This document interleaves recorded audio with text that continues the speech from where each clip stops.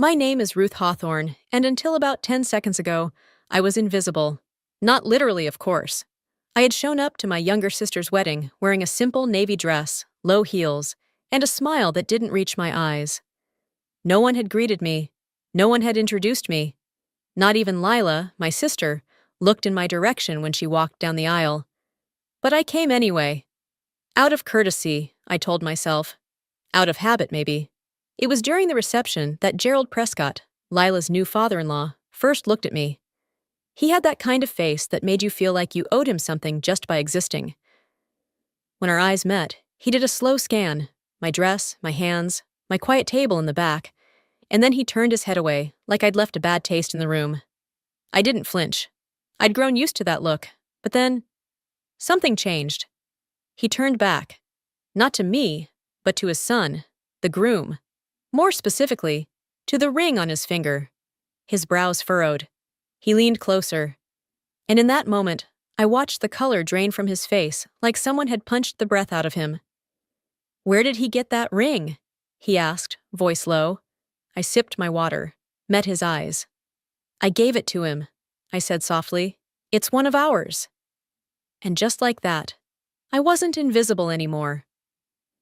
My mother used to call me her quiet one. I suppose she meant it as a compliment, but over time, it became less of an observation and more of an excuse, to overlook, to forget, to set aside. My sister Lila, on the other hand, was anything but quiet.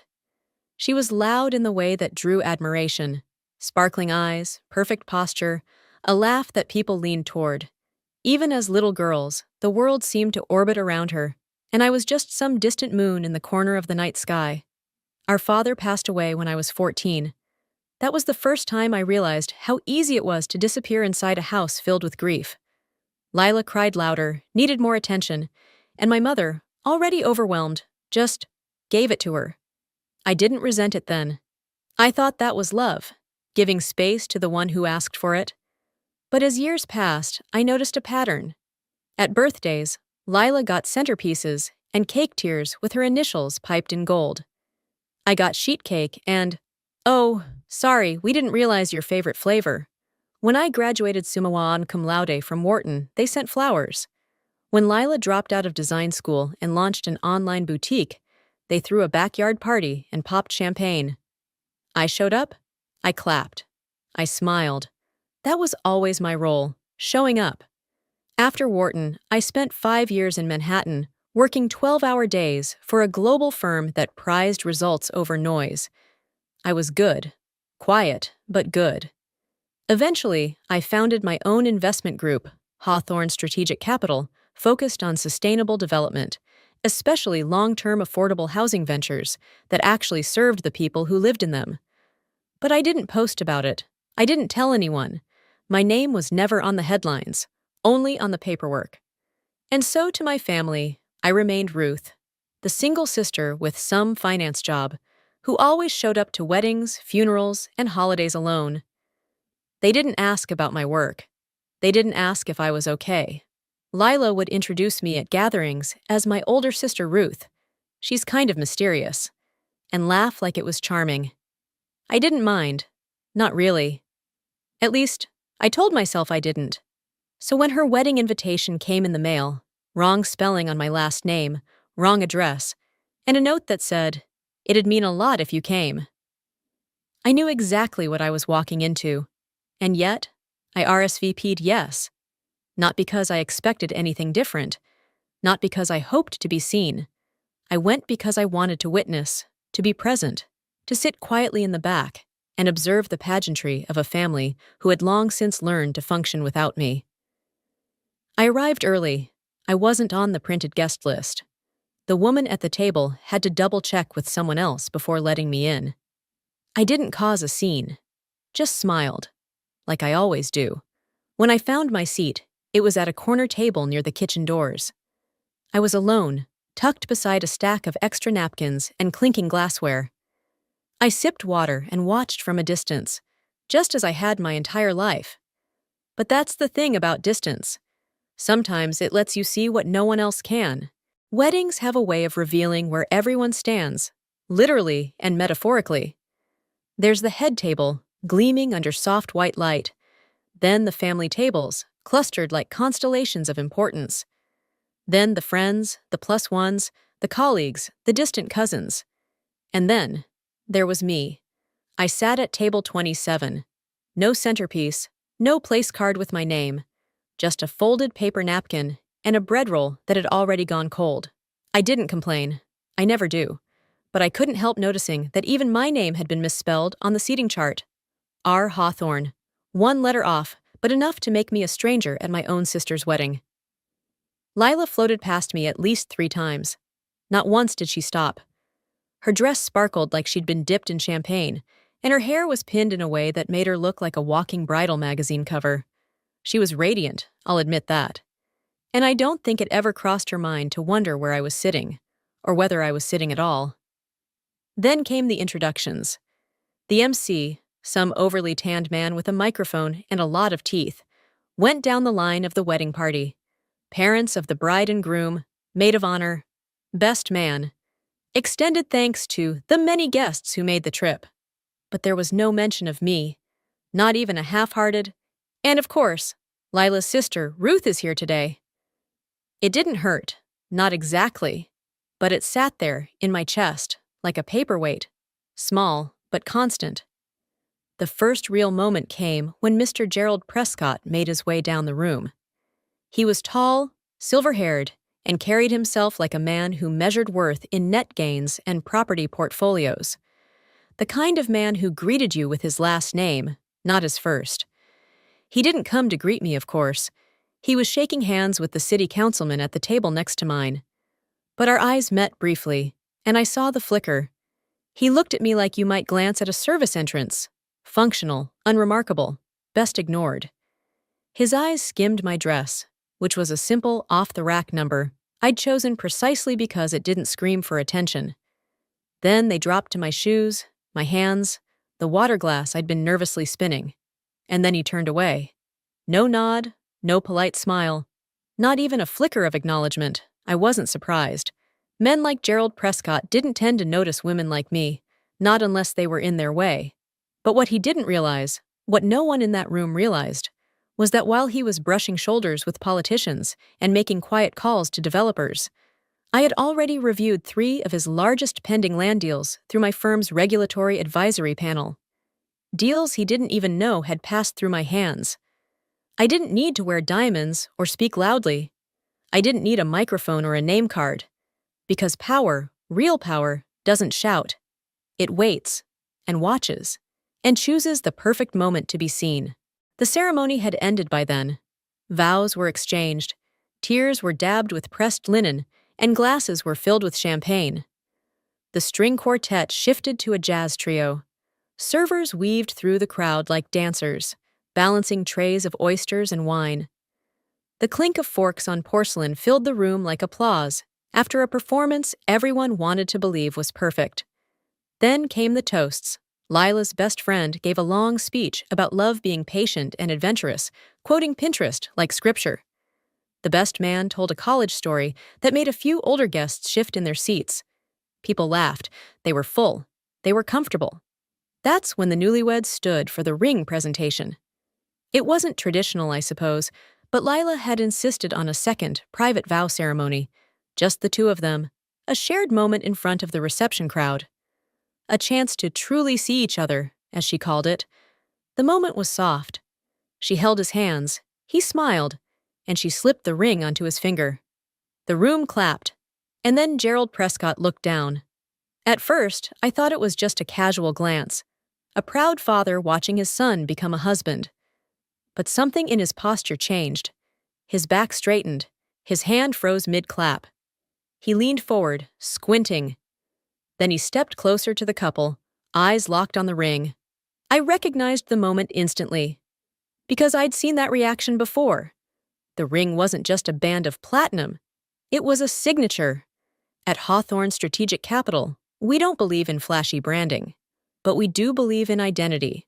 For our inner circle clients, partners in long-term initiatives, individuals who have been vetted and chosen, we commission a select number of personalized items. Each ring is engraved on the inner rim with a micro insignia, a folded hawthorn leaf within a double circle. No logo, just design. Understated, but unmistakable to those who know. And Gerald knew. I saw it hit him like a thunderclap. He took another step closer, his voice low but audible. "Where did he get that ring?" Lila blinked, startled. "It's from Ruth," she said, confused. "It was her wedding gift to us. She said it was meaningful." Gerald turned. His eyes met mine again, but this time the indifference was gone, replaced with a dawning, slow-moving realization, like someone staring across a canyon and seeing movement on the other side. "You gave him that?" he asked. I nodded once. "I did." He blinked. Where did you get it?" I held his gaze. "I designed it. It's one of ours, my firm." It was quiet then, very quiet. Not the silence of a pause between speeches, not the hush of a crowd listening politely. It was the kind of silence that happens when someone realizes they've made a mistake, one so large it reshapes the way they remember every moment leading up to it. I didn't smirk. I didn't tilt my head or gloat. I simply reached for my glass of water, took a slow sip, and set it down again. And for the first time all evening, Gerald Prescott had nothing to say. It didn't happen all at once. Gerald didn't rush over with an apology or suddenly introduce me to the mayor. No one made an announcement or gasped in unison. That's not how power shifts in rooms like these. It's quieter, slower, like ice beginning to crack beneath your feet, barely audible, but irreversible. First, it was the man 2 tables over, a city planner, I think. He excused himself from his group, walked over to me, and asked, "Are you Ruth Hawthorne, of Hawthorne Strategic?" I nodded. He extended his hand with genuine warmth. "We've been working through your Westbrook redevelopment proposal. Cleanest submission we've ever seen. If there's room at your table, I'd love to talk more." That caught the attention of the couple behind him, both in real estate development. The woman leaned in. "Wait, the Hawthorne? The capital firm? The one behind the Green Line housing project?" Word spreads quickly when it needs to. Within minutes, my quiet corner table had become something else entirely. People stopped by. Names I'd only seen on proposal sheets and policy boards now spoke mine with familiarity. A few offered cards. Others just said thank you. And somewhere in that growing buzz, I caught sight of Gerald, still standing stiffly, one hand in his pocket, the other holding a glass he hadn't sipped in minutes. His eyes followed each person who approached me like he was trying to solve a puzzle with pieces he didn't even know were missing. Lila finally came over, her expression tight, like someone walking into a room she didn't realize was on fire. "Ruth," she said cautiously, "I had no idea you were involved in all this." I smiled, not smugly, just softly. "I know. Why didn't you ever say anything?" I met her gaze. "You never asked." Her mouth opened slightly, then closed again. There were so many things she could have said in that moment. Defensive, wounded, even curious. But she didn't say any of them. Instead, she gave a small nod and stepped back. Across the room, Gerald finally approached, slowly, measured. "I owe you an apology," he said, his voice low. "I made an assumption." I looked at him evenly. "You made several." He exhaled, maybe hoping I'd let him off the hook. I didn't. "I have a board opening," he offered, "on one of our sustainability branches, if you're interested, of course." "I'm not," I said calmly. "Your firm's ethics policies don't meet our baseline standards." The air between us turned cooler, but not hostile, just real. He nodded once, tightly, then turned and walked away. And for the first time that day, I felt still. Not vindicated, not victorious, just rooted in myself. Seen. Not because I demanded it, but because truth has a gravity of its own. And eventually, everything starts to tilt toward it. I stayed for the cake cutting, but not much longer after that. I slipped out quietly before the dance floor filled, before the DJ switched to 80s throwbacks and the heels came off. I'd already left my gift with the wedding coordinator, a portfolio folder, neatly wrapped in linen paper, addressed to Lila and Daniel. Inside was the transfer documentation for a modest but promising investment. A 5% silent partnership stake in a housing development on the edge of the city. Nothing flashy, but if managed right, it would generate steady returns over the years. The property was already in construction. It had Ruth Hawthorne's seal of due diligence, and it now belonged to them. I didn't include a note, just the papers, no performance, no bows. As I stepped out into the cool night air, I felt the tightness in my chest loosen.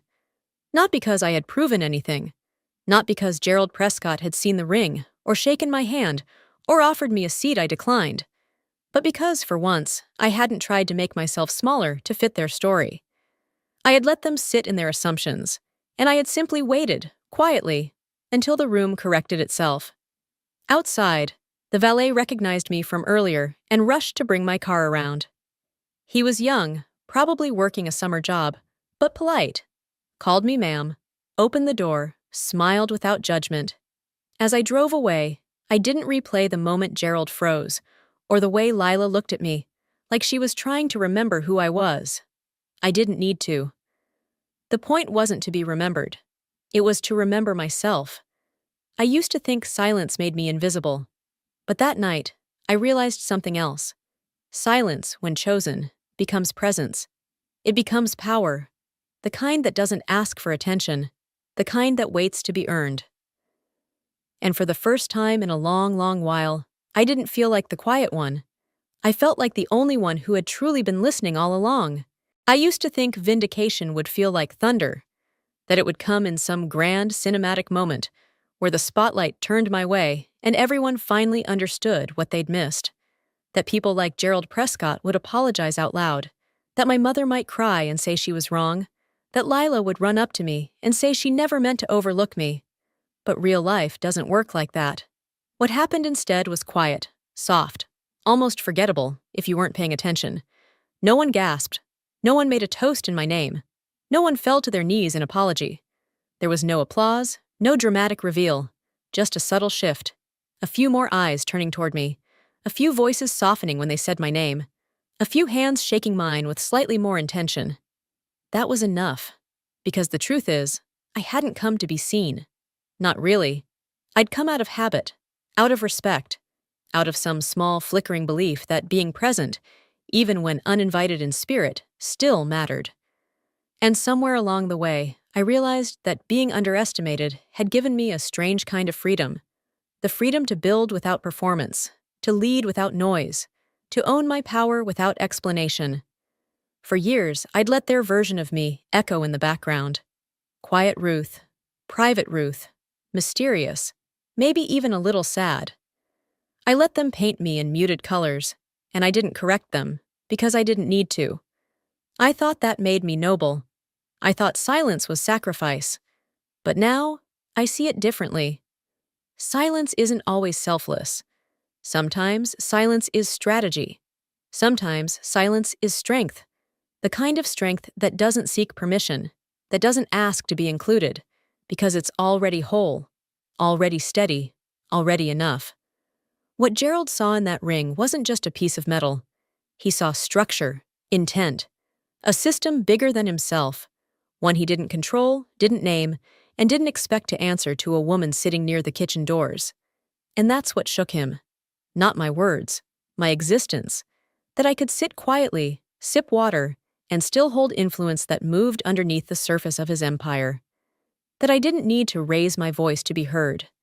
That power, real power, doesn't always announce itself. Sometimes it waits, like I did, for the moment when it is simply undeniable. As for Lila, I think she finally saw me. Not just the big sister title, not the invitation list formality, but me, the one who had always shown up, quietly, unnoticed, but always there. And I think she'll remember that, even if she never says it out loud. I didn't leave that wedding with fanfare. I didn't want it. What I left with was more subtle, but more lasting. I left knowing that I don't have to make myself small to be allowed in the room, that I never did. I have my own room, my own name, my own legacy, and if people don't know it yet, that's okay, because I do. And that, finally is enough.